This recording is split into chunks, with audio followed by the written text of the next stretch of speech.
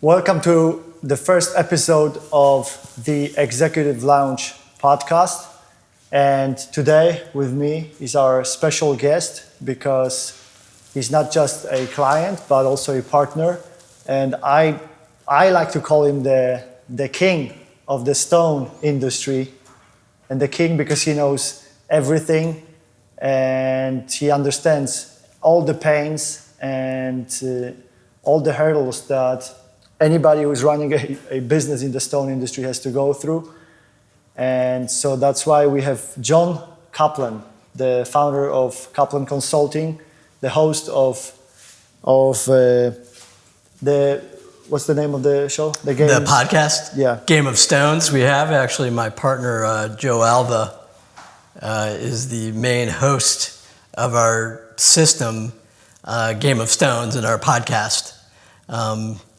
And I'm the second in command in that world. You're the co-host. The co-host. There you go. Co-host. The co-host of the GOS, Game of Stones. Co-host of Game of Stones, leader of the Game of Stones system to improve your business that we developed. So we're gonna talk about that as well. I do want to correct you because you said the king of stone that knows everything, which is extremely untrue. Because what you'll find is you never know everything. It's impossible. And we're constantly innovating and learning and growing. And that's one of the reasons why I'm here with Marcin from Emersoft, who's going to take us into the technology age with services and systems and processes and tools for the industry and for the GOS system. So AI specifically, and some other softwares that we're developing together.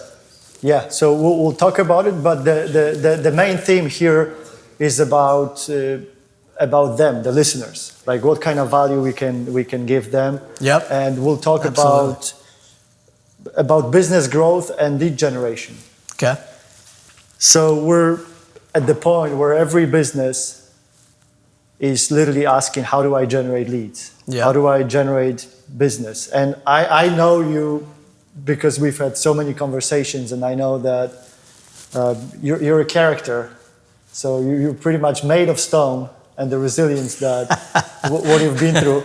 We'll go there, but okay. Let's start with the money, because everybody's asking where's the money, you know? Sure. So the first question is, Jon, how do you find new clients for your business, and what's been the most effective way for you to generate new clients, but also nurture the existing client base? Yeah, so I'm a little bit old school when it comes to that stuff, Marcin. I first go to the basics, which I think everybody takes their eye off on. I try to focus in on that, and maybe it's the era that I grew up in or what have you, but I've seen things that cycle back. So I usually go with a theory of give, get. So give, get. What's that mean? So give, get means if I can give some advice or give some help, and I do that a few times, eventually it comes back. So I'm always out there really knocking on doors, meeting people, shaking hands, networking in events, throwing events, whatever it may be. That's typically the way I like to go out there, gathering the business and developing relationships, which is the key. So how do you do that? It's a lot easier when you give, and then it eventually comes back to you. So that's really how I get the leads and nurture leads and win business. So has it been pretty much all like you go there and physically have to show up, or do you see more business coming in through maybe online or because you posted something, or because I know you go to a lot of conferences? Yeah. What's the next conference you're going to? So next conference actually is next week in Puerto Rico with the Stone Fabricator Alliance, a group that we support both at Kaplan Consulting and our other company, Poseidon. We're big supporters and sponsors of the Stone Fabricator Alliance, and we're going to be there next week, which we're excited about. So the first one is going to conferences, Yeah. sponsoring them, showing up. but I imagine like when you started, so let's go back a little bit. When you started, you didn't sponsor those events. Yeah, I was broke.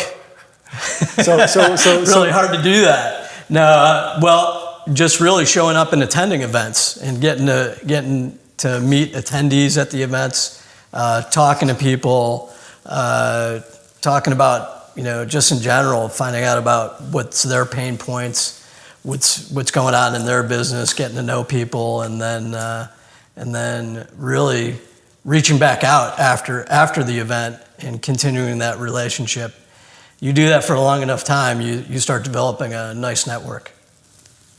Okay. So again, even if you don't have money, you can show up at the event. Do they need to buy a ticket, or are there any ways? Well, there's time. You do need a little bit of money, but you can find the money. At the end of the day, you're not absolutely broke where you can't make it to the event. You just have to figure out what your priorities are with your money, and then make it happen. And when you don't think about it from everything's a transaction. I'm not a transactional type person. I'm more relational. You figure the money comes. So nobody's that broke where they can't figure out how to make that happen. So it takes a little bit of money. Takes a little bit of money, but as you said, like if you're in the US, you can always get the money. Yeah, we were talking about that, and when I heard your story, it inspired me because you didn't have the money, but you made it happen, and you made it to America, which is even harder to do. So if you're from here, you don't recognize that. So it's kind of, you're blind to it. So you got to figure it out. But most people can figure it out. That's right. Yes. So people figure out how to buy a $5 coffee at Starbucks. So you can figure out how to make it to an event. Being resourceful and the events. What else other than events you've seen that brought you success and clients and converted to money? Because eventually we were talking about, when we had breakfast, we talked about everybody kind of wants to change the world in a way, because we have different goals, but you need shekels for that. You need some money. Yeah, you do need money, but however, there's other ways too. So I think what you're asking me is there one single source or process to start developing the relationships and get the ball rolling? Sometimes you just have to go old school and knock on doors. I developed some relationships. I was just in Minnesota, went for a golf outing with a long-term colleague that actually met at a network event, Mike Downey, and he invited me to a golf outing. It was more, enhance the relationship, go and visit, see what he's doing in his marketplace in Minnesota. And we decided to hop in his car and just knock on some stone shops. We popped into about 5 different shops, and there's some relationships that were built. In fact, I just had a call with one of them, Tom, last week, just from that. So we started another relationship. So old school, knocking on doors, walking in, saying hello. Some people are going to kick you out, but most people welcome you, believe it or not. That's awesome. So I would love to focus on that. So we have 2 methods now. Yep. So going to events, which is kind of more open and for some people that are not afraid on going and knocking on doors. Correct. People are, and I know we had your son just here, and you said that he's pretty young, and he went and knocked on some doors. Yeah, my son had a great experience, Josh. He's not afraid of rejection. I'm actually envious of that. I'm proud of that, being as a young guy, because most people don't have the guts to do that. And so his experience that he went through, he knocked on doors for solar panels, selling solar panels. How old is he? How old is he? He's 22. 22. Yeah. So over the summer, knocking on doors, getting rejected. I think he told me his first day knocked on 90 plus doors, and door 89 was he got an appointment. So he was pretty excited, called me after that. even during that day, he called me and said how tough it was. And I said, the experience that you're getting, you don't realize right now, is just invaluable. And then getting the one appointment that first day, you break through that, you're set, you're on to something. So you get that confidence, and so building that muscle memory, it's really invaluable. That still exists even in this technology world today. Absolutely, you need to be able to do that. Doing the reps. But I contrast that with what your son said about the academia, university, where let's talk about AI for a moment. Yeah.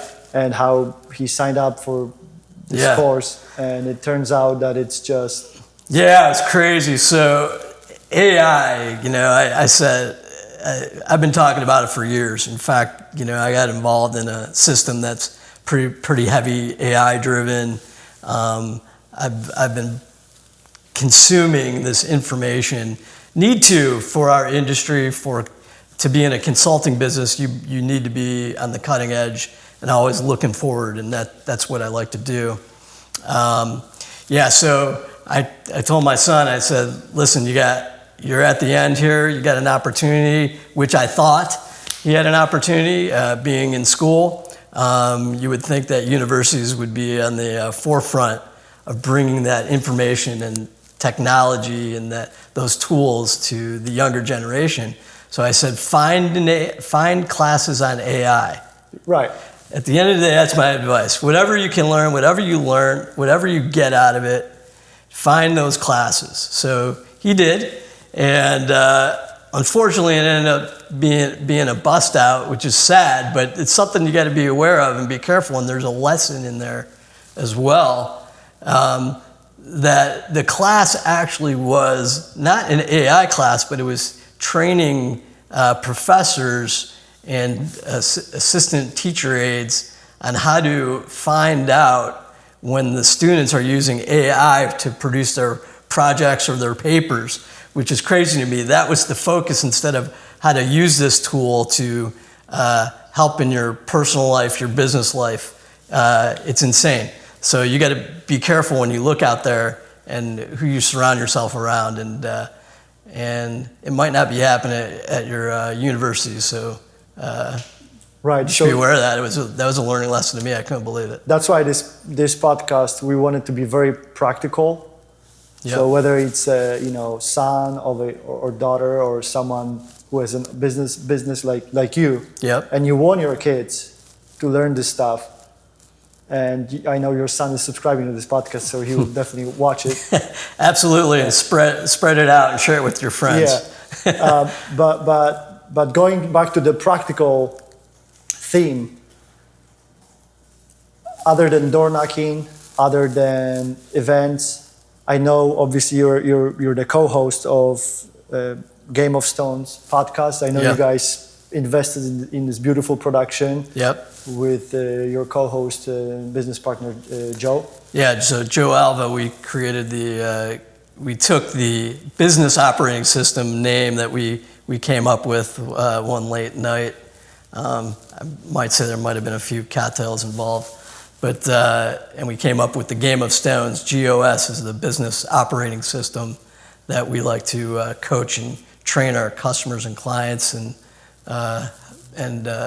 business owners with, and we took that, and Joe was really heavily in building a personal brand, so we took that Game of Stones name and Joe created a podcast, and so we started the Game of Stones podcast, which has been exciting. That was another way. So as you talk about lead generation, it's really created a buzz in the industry. People are starting to watch it. We post a lot. People tell me that we do. Maybe they feel like sometimes we overpost, but I don't think you can honestly overpost. I'm learning. Maybe you can overpost. I just don't believe you can. Or it's really a negative at the end of the day. You're always going to have, you got 80% like it, 20% don't. But you want that 80%. One thing I learned from that, being on the podcast myself, is that it's a numbers game. So you're eventually gonna get some interest, some contacts. People have reached out to me personally, and I'm not on half as much as Joe is. But just by getting it out there, it's created, it's made us a trusted authority in the industry. It's elevated our brand. It's elevated people are starting to learn what we're all about. And it's been an amazing experience. In fact, I got a call for an appointment, someone that saw one of our talks, and I talked in the podcast about how your business problems bounce from sales, operations to finance, and sometimes all three. And when I started talking about sales, most people look at me being a CPA that I'm not talking about sales and don't get involved in that. And frankly, I get involved in that a lot. So sales has been huge. We're talking about it now. And funny enough, I got an opportunity to help a company with their sales and sales process and sales leadership, and talking right now because of the podcast. Wow, interesting. So let's talk about the benefits, because I assume a lot of people that are in the stone industry, construction industry, they're looking at this as like another podcast, and they think, wow, you just do one and it's a waste of time, like, why am I there? What am I going to talk about? Yep. Am I even the camera guy? Yeah. Because a lot of people, they think they're afraid of that. There's this element of fear. Yep. Like, oh, how do I look on the camera? What am I going to talk about? How do you prepare for that mentally? Like, you're going to be on a podcast, and so because you're a speaker as well, so we're going to talk about speaking at events. Okay, sure. But not everybody is a speaker. So right. If you have a business owner who owns a stone, fabrication business, and you tell the guy or gal, probably most of them are men, but you tell him, hey, you should be on a podcast and you should show up and speak. What do you think they would say? It's becoming more and more popular, and I think people are getting, with social media, people are getting more comfortable. But if you ask somebody to stand up in front of 150 people and talk about something, you're going to wean out the crowd. But I also do think that, there's a little bit of fear being in front of a camera, and it's the same thing. It always comes back to the same thing. It's about the reps. So the first time I was on camera, the first time I spoke in front of people, it wasn't the best. Frankly, I had to learn from that experience and learn to get the confidence up and create that muscle memory, just the same as knocking on doors that my son did, just the same as attending events and going to an event and walking up to somebody and that you don't know and introducing yourself. That's not easy. But once you do it and you get over it, it starts becoming more natural, and you don't worry as much about what people think. You speak more with confidence. 'Cause that's really what I think you need to do. Yeah, I like the analogy where you said, oh, even if you don't, because those people in those kind of, let's say, analog businesses, because I'm in the digital business, but most of the people in those legacy businesses, and I'm also in the book space, but slightly different. What I wanted, like the analogy that I like that you put, is between like door knocking. If you do door knocking, it's uncomfortable. You have to do it. It's reps. Absolutely. If you go on a podcast, it's uncomfortable. It's like, there are cameras, like 3 cameras here, microphones. You have to prepare, get ready. Yep. So it's pretty much the same. It's uncomfortable. I made a joke that it took a long time to get the makeup crew ready for this one. Yeah, that's true. That's true. And it's interesting also in terms of the time. So we want to save them time. So people who are watching here. Well, let me tell you, I could kind of relate to a story. I think you might find it interesting.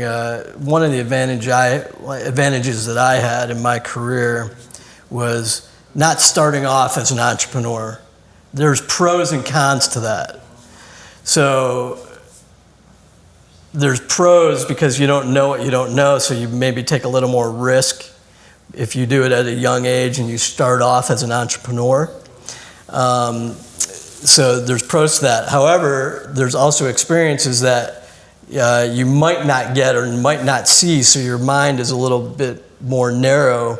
Where I started off in corporate America, and I worked for a big firm called Coopers & Lybrand, which is a big international consulting firm. I was based out of Cleveland, Ohio, but we had an office in every major city in the world, and I got to work with a lot of different professionals. And as I got promoted up to each level, you had different types of training, formalized training that you were exposed to, and higher level people that you were exposed to learn how to train. When I got promoted to a senior manager, so I was one step away at a young age to becoming a partner with actually another firm, KPMG.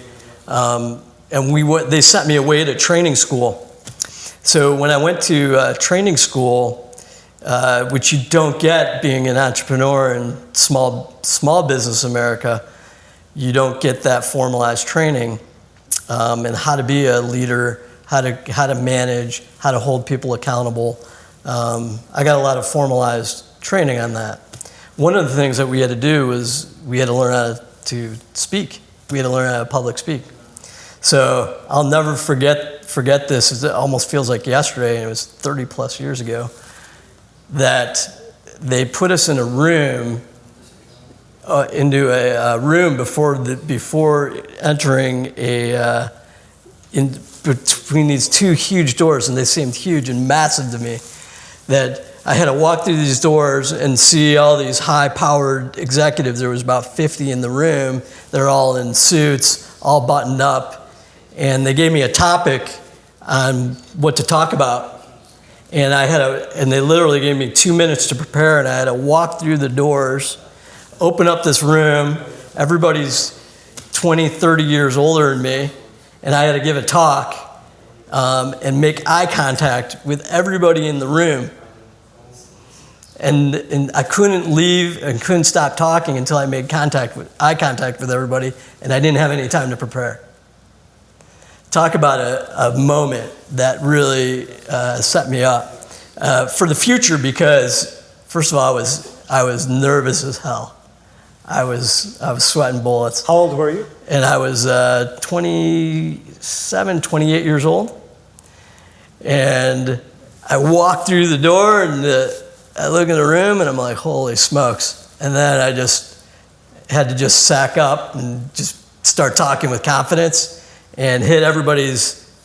I had no choice, frankly. Right. There was no choice. It was like, throw me into the pool, figure out to swim, and I had to make eye contact with everybody until I could get back to safety, which is behind those double doors. Sweating, nervous? Yeah, very nervous. That was an amazing moment for me. But I did it. I walked out. I don't even know what I said, frankly, but I got a lot of kudos for it. And that's when I learned, it was my aha moment, that if I just speak with confidence, all the other stuff does not matter. Wow. So not even the content. The content didn't matter one bit. So it's showing up and then speaking with confidence, having the energy, bringing eye contact, making eye contact with everybody in the room. And it stuck with me to this day. And so I just keep working on that over and over and over again, even now today. Yeah, so that's an interesting angle as well, because you were starting in a big corporate, accounting. So you're trained to look at numbers. Yep, it's trained with numbers. And then most of the entrepreneurs they're not accountants. But I always say that if you're a lawyer or accountant, it's easier. It's because you need to understand numbers. just by the training, like how like if you're an engineer, you're gonna see all the reasons not to do something.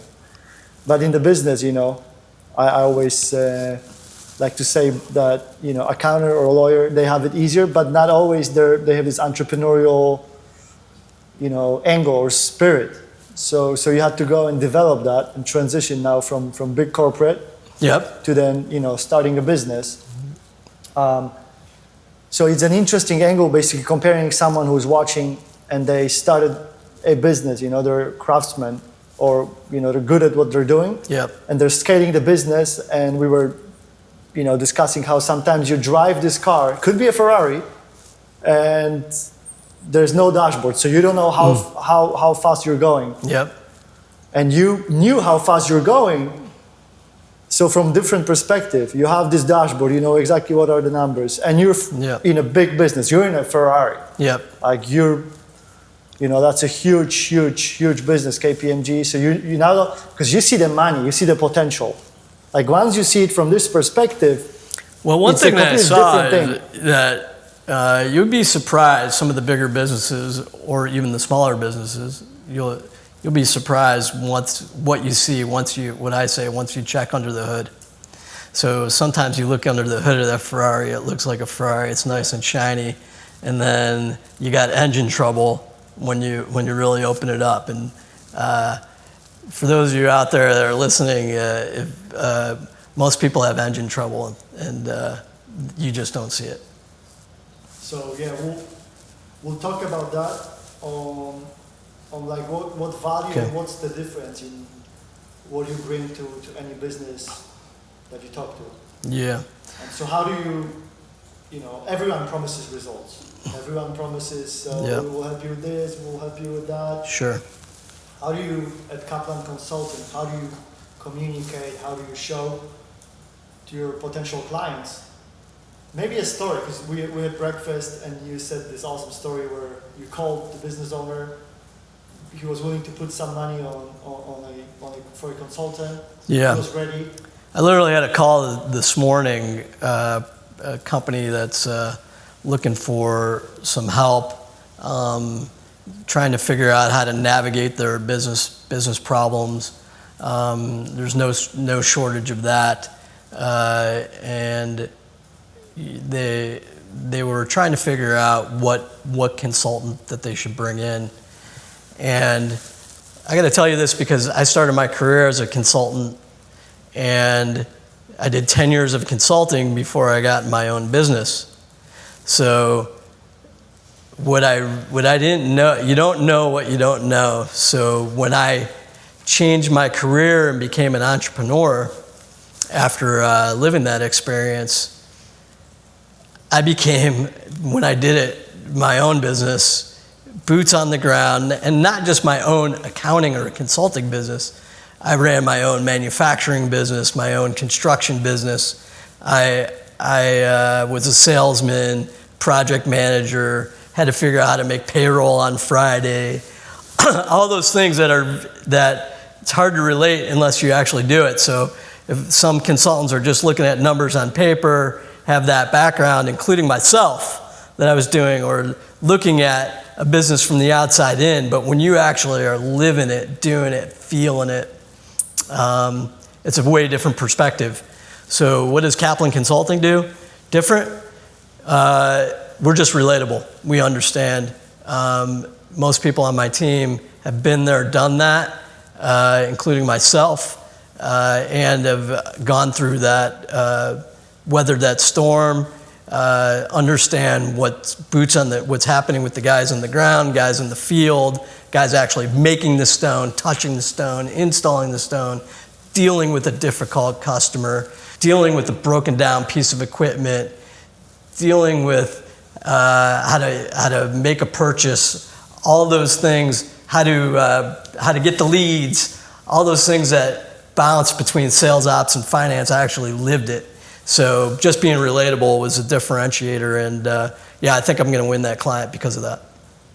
And that's what you said, sort of verbatim, or like and that's already convinced the client, because you were in a call with him, and they told me, frankly, Yeah. they said, what we like about you is that you've been there and done that, and you can relate to us. And Wow. And I love they liked my personality, because not because I'm charming, but because I can relate. I've been there. I can feel what they were going through. I could talk about my experiences that I've gone through, from a startup to growing to a pretty decent sized company, about 50 million. And I could, talk about my experiences as I've gone through these stages of growth and problems that I incurred along the way. So relatable and relatable to pains usually. Yeah, people want to talk about the pain. The stories are fun, the success stories. Just like you go to Vegas, you only hear about the winners, right? But you want to hear about the losses, right? That's where you really learn. And I have my fair share of losses, that's for sure. So let's talk about that as well, because you have an awesome story. Obviously, this is all about how to generate leads and your businesses. How do we provide value? So, for example, Jon's experience, knowing from big companies, 10 years consulting, then he started his own businesses, doing 15 million, building a network, and just wearing different hats. Yep. And now he has systems. He is a powerhouse in the stone industry. He understands the pain and the network as well that you've built. Yeah. And the solutions on the market. Yep. So you can go to any business pretty much and kind of look under the hood, what's happening with the engine. Yeah.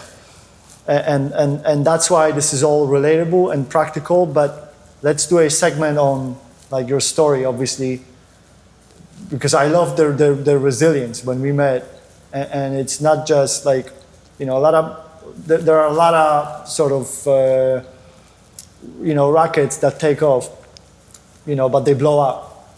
How do you actually not only take off, but then do course correction and make sure that you're still in the you're going to the stratosphere, so to speak. Yeah. So one of the keys that you need to do, and it's not fun, but you need to know your numbers. Frankly, you should know your numbers inside and out.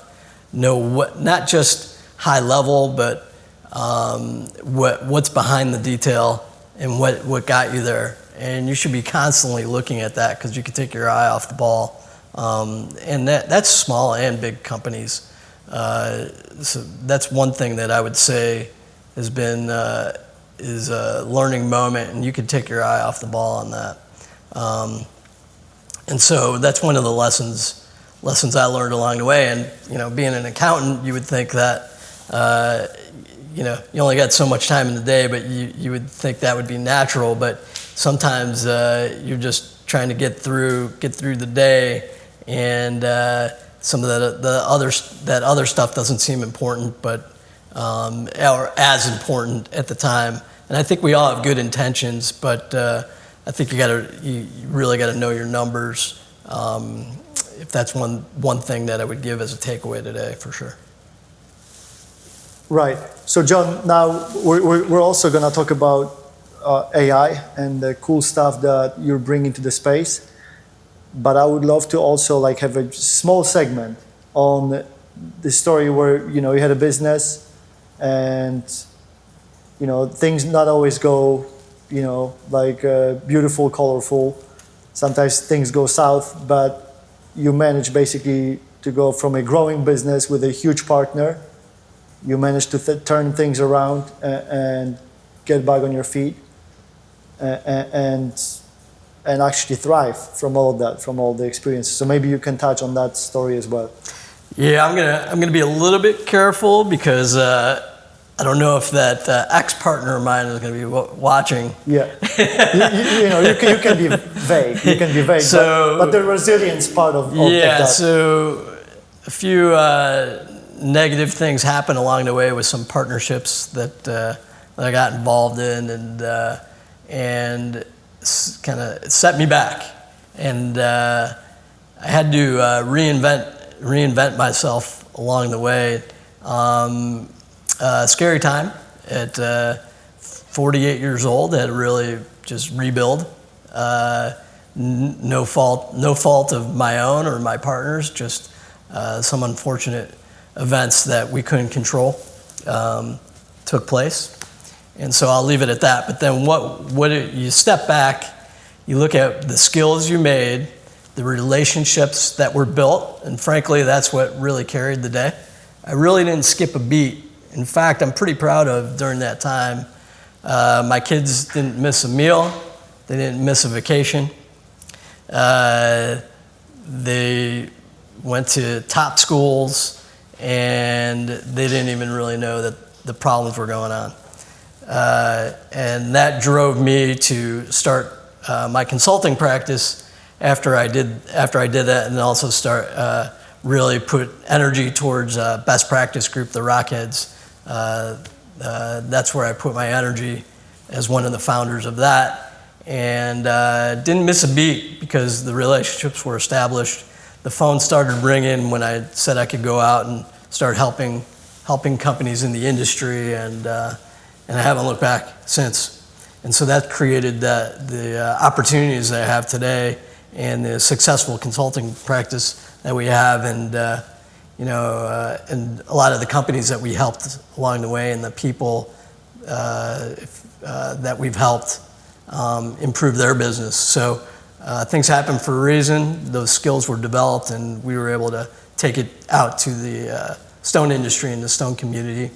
And then also that led me to where I am today in beautiful, we're in St. Petersburg today, but I'm in Sarasota, and my other company, Poseidon's in Punta Gorda, which was a consulting client of mine. That wouldn't have happened if I didn't have that difficult time that we worked through.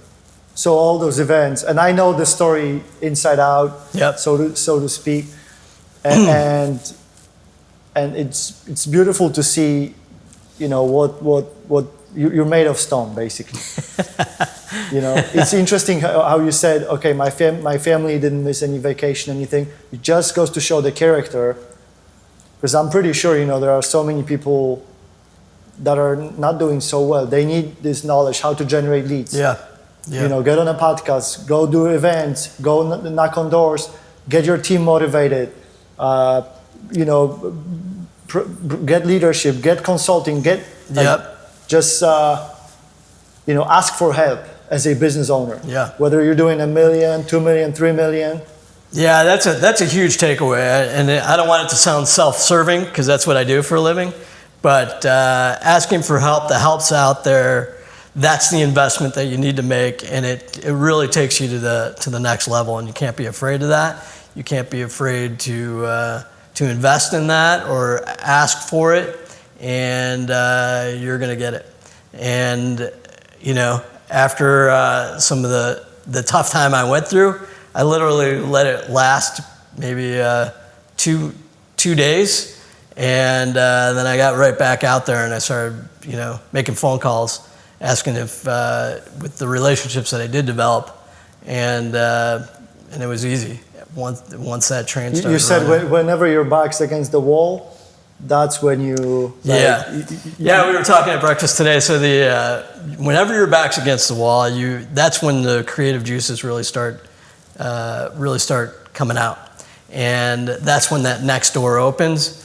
And so just recognize that, and I know it's tough, but be grateful for that moment, embrace it, and then run with it. When do people make it happen? When do clients, I say, come to you when they're kind of, so to speak, bleeding? They're out of inspiration or like desperation? What is the usual client? That's actually a good point. Most of the time they're coming to me when there's either desperation, number one, number two, chaos. They might feel out of control. And typically the one main thing that makes them feel that way is cash flow. So cash flow is the king, and that's what drives that behavior. That's why we have the king of the stone industry here to help you with cash flow. That's right. Cash flow, you can't ignore it. And so I look at some of the consultants out there that do various types of consulting, but they're not looking at the cash flow. No matter what, even if they're a sales coach or an operations coach or a finance coach, the one thing you got to look at is the cash flow. So that's my philosophy. That's where I'm coming from, because I know sitting in that entrepreneur seat, everything else can work itself out. Everything works itself out. We always make a joke, Joe, Alva, and I, with time and money. And so you got to create the money and look at that. So, and so let's maybe focus on that for maybe a minute. When they come to you, they're desperate, and you've identified, okay, that's the cash flow problem. Yep.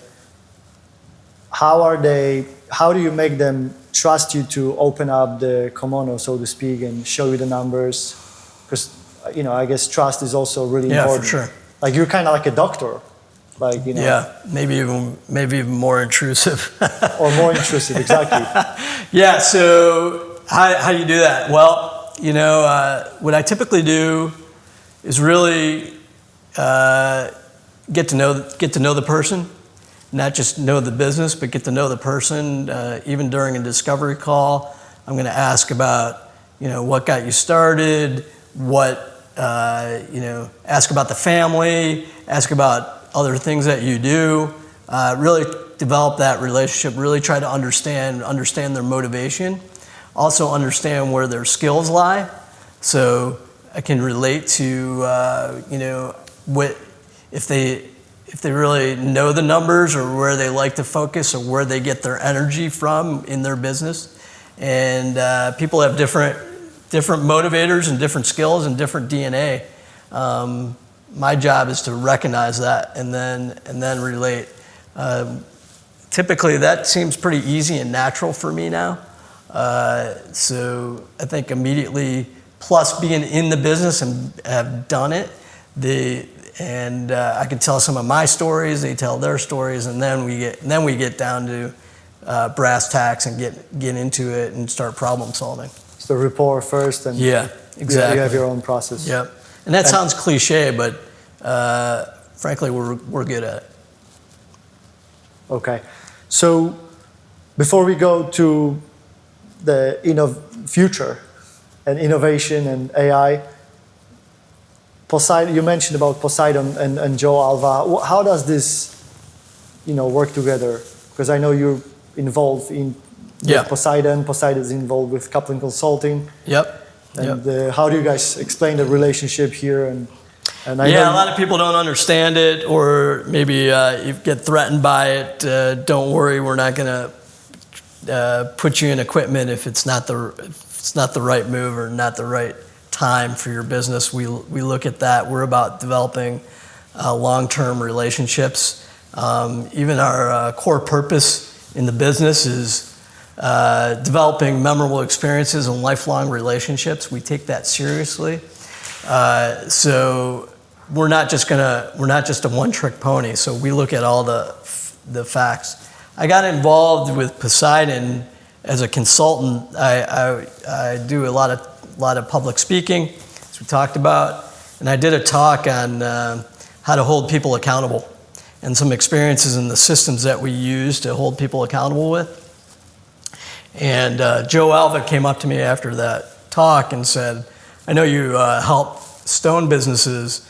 Can you help a machine company that happens to be in the stone business? And I kind of made a joke, and I said, I can help a pizza shop if that's what you want. I said, and I tell them my experience, my background, and the exposure that I've had to really hundreds of different types of businesses, from a professional basketball team to a large jewelry company to a manufacturer of plastic toys to a healthcare operation to now the stone business. I said, so no problem, I would love it. So I started consulting for Poseidon 2 years on the leadership, the management, and the accountability, and trying to create incredible service and service systems, and bringing the team together to scale the business, because they have I should say, have an amazing piece of technology to really change the way stone business is done, and manufacturing is done. As I saw that and recognized that in the team and really got involved in the business, I said I need to be a part of it. And then we also saw how when we put our equipment in, we need to have the leadership, the management, and the accountability behind it to really make it, take it to the next level. And so we saw the synergy between the consulting arm and the equipment putting in. In addition, too, it's been a great lead generator. So you talk about leads. Sometimes it's not the right time for the business, or in their minds it's not the right time, I should say, because I can pretty much show you how we can help change your numbers with our technology and our equipment, and it's most likely the right time, but it's non-threatening when you're talking about the business and the business side. So I create relationships and trust by understanding their business, helping companies and clients with their business, and then it leads into the discussion of the equipment.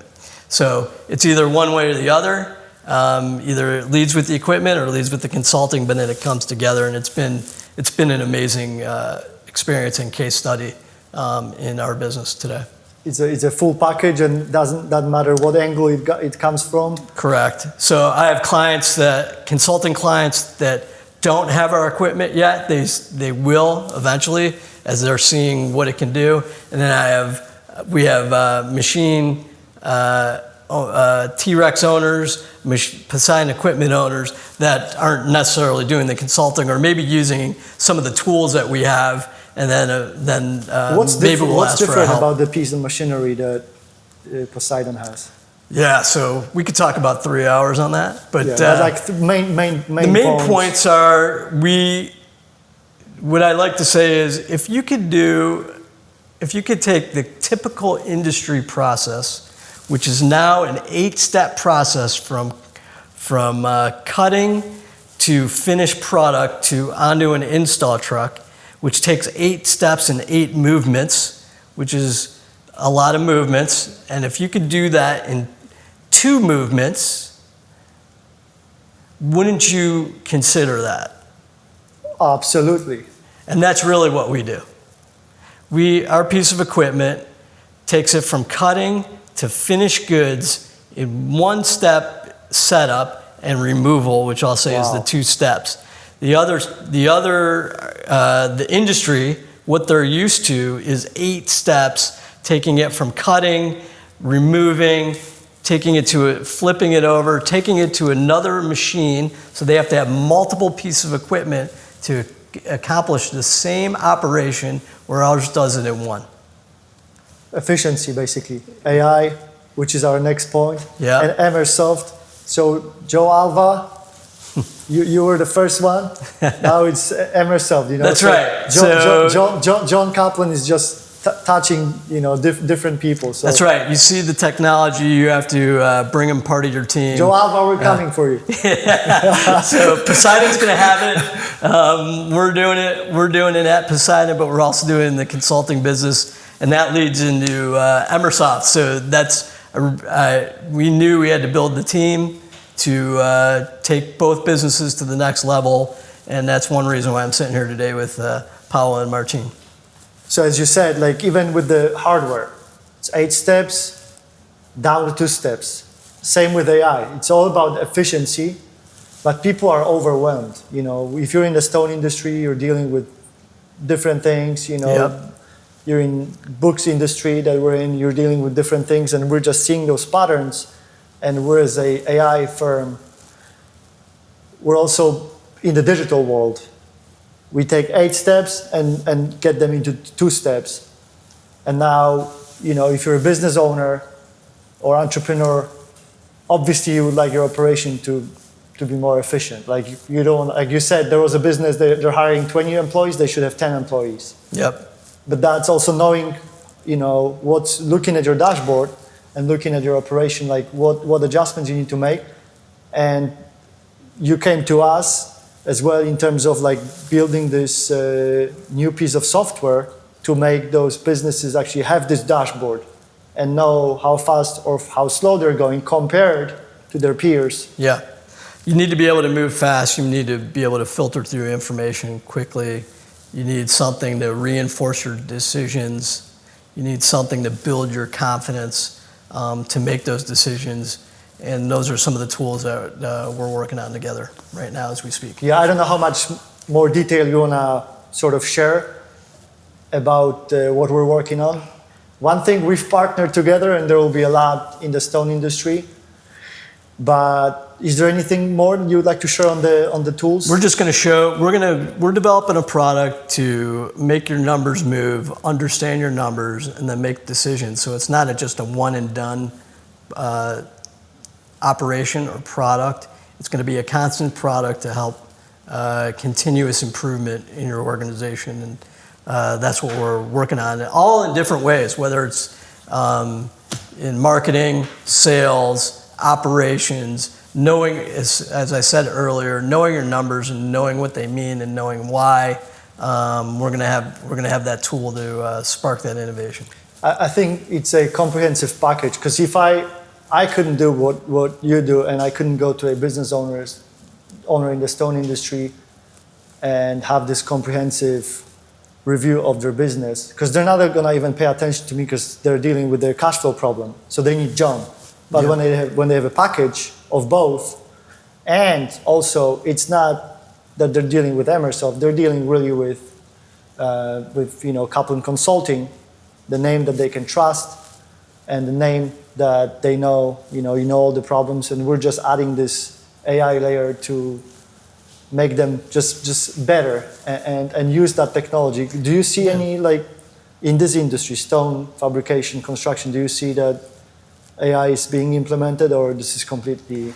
No, it's absolutely being implemented. implemented. You're seeing companies that are doing AI boot camps. I encourage anybody that has that opportunity just to start opening their minds and learning what that tool and what's out there and how to use it.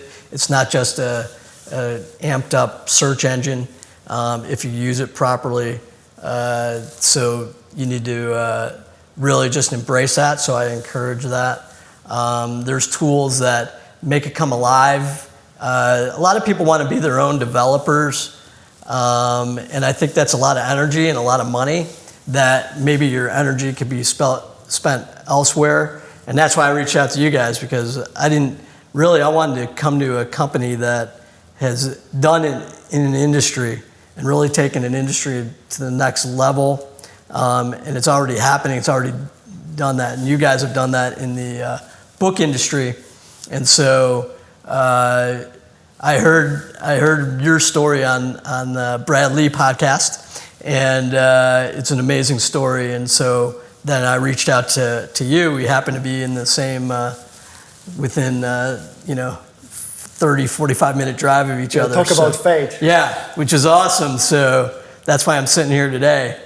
And that, bringing those tools and that to the marketplace from someone that's already done that, I'm not a developer, and that will take years and years to just catch up. And you guys are ahead of the time, and you have a whole team, frankly, a team way behind you that's robust, that's built these tools, and we're just making some tweaks to make it work for the industries that I'm involved in, and so I'm excited about it. So it's staying in your lane and asking for help. That's the right. right people. That's like right. You have to vet them. Like it's not easy. Recruiting is not easy. But Jon, for listeners who want to learn more about you or connect with you, your business, where's the best place to find you?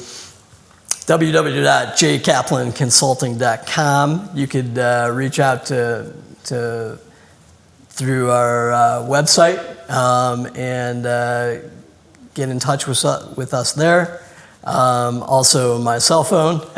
It's a good old-fashioned phone call. Should I give you my number? Sure, if you want. 216-310-1569. I love talking because that's when we really get to know each other. Schedule a discovery call. You can find us on any of the social medias. On social media, what's the name? It's Kaplan Consulting or J Kaplan Consulting or Kaplan Consulting LLC.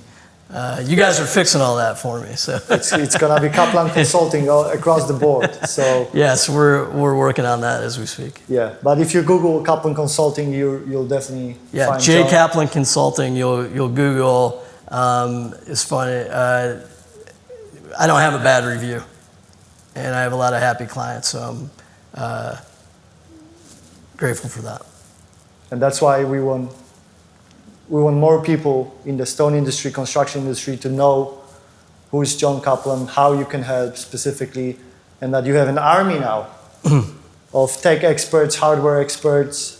Yeah, we have a whole team. It's not just me. I have a team. Cody Milliken, who's ran a shop, was part of a turnaround that we did. He's on my team. He's been through our process, both hands-on as a client and now as a consultant. Been working with me for a few years now. We just onboarded a new consultant that has a robust background, Kevin McManus, who has a huge financial background, is also in the industry, also understands the old processes of manufacturing stone, has a knowledge of what that business what that's like and how those businesses were ran, bringing some of that experience to our clients. I have people behind the scenes that are doing the marketing and a lot of the support. Leo Baker, Novelin Santos, who's a financial powerhouse that's been trained under working with me for a couple years on how to doing business valuations, business diagnostics, monthly financials, budget to actual. So we have a whole team to help bring these. And the network in the industry and understanding the numbers, and then being able to help them with, as you said, marketing, sales, and operate. Like, it's a package basically. So. Yeah, so if we don't have the answer, the one thing, because of the network, the history, been doing the stone business since 2002, you heard about my consulting. If I don't know the answer, I could pick up the phone and find somebody that's an expert in that area. And now I have the technology, rounding it out with the technology with Emersoft and the technology capabilities, both on the sales, marketing, software development as part of the team. In addition to my partnership with Whale and process and SOPs and process documentation, which is something we didn't really get to talk about, but it's an amazing tool that we own the countertop industry space for that product, and that's next level as well. Awesome. And just before we wrap up, I just wanted to announce that we'll be throwing absolutely free.